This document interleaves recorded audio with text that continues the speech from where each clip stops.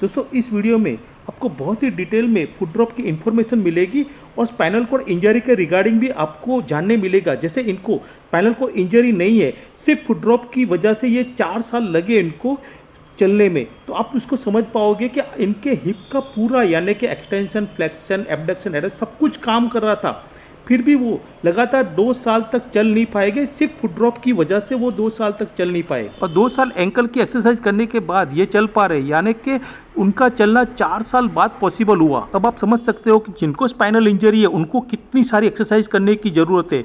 अब आप इनकी चलने की पैटर्न बहुत ही ध्यान से देखिए, क्योंकि इसके बाद हम ये बिना स्प्लिंट के चलते हैं तो कैसे चल पाते हैं वो बहुत ही डिटेल में मैं आपको समझाने वाला हूँ।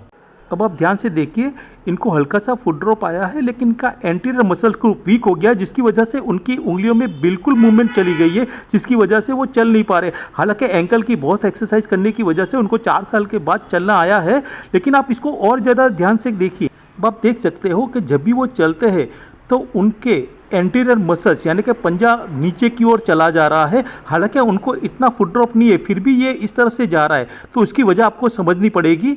इनके लेग का एंटीरियर कंपार्टमेंट वीक होने के कारण इनके एंकल होल्ड नहीं कर पा रहे और वो झुके जा रहे हैं। इसलिए मैं हमेशा कहता हूं कि अगर आपके पैरों की उंगली काम नहीं करती, हल्का सा फुट ड्रॉप है, तो आप बिना स्प्लिंट के कभी ना चले। अब ये क्यों झुके जा रहे हैं? क्योंकि ये ग्रेविटी और ग्राउंड रिएक्शन फोर्स से लड़ नहीं पा रहे हैं, इसकी वजह से उनके एंकल झुके जा रहे हैं। चलते वक्त आपके मसल्स को एक्सटर्नल फोर्सेस जैसे कि ग्रेविटी है, ग्राउंड रिएक्शन फोर्स है, इनर्शिया है, मोमेंटम है, इन सब से लड़ना पड़ता है। इसके रिगार्डिंग में बहुत ही अच्छे से डिटेल में आगे जाके हम वीडियो बनाएंगे, ताकि आप इसको अच्छे से जान पाओ कि क्यों हमारे एंकल इससे लड़ नहीं पाते हैं। और इस तरह के पेशेंट का चलना बिना एक्सरसाइज के पॉसिबल नहीं होता। हमारे लेग के एंटीरियर कंपार्टमेंट में 4 मसल होते हैं। उसमें पहला होता है टिबियालिस एंटीरियर, जो डॉर्सीफ्लेक्शन में काम आता है और वो मेरा भी वीक है। दूसरा मसल है एक्सटेंशन हेलुसस लॉन्गस, जो बिग टो के एक्सटेंशन में हेल्प करता है और साथ साथ डॉर्सी और ईवर्जन में भी हेल्प करता है। तीसरा मसल होता है एक्सटेंशन डिजिटोरम लॉन्गस मसल्स, जो लेटरल फोटो के एक्सटेंशन में काम आता है और साथ साथ डॉर्सीफ्लेक्शन के अंदर भी अच्छे से काम आता है।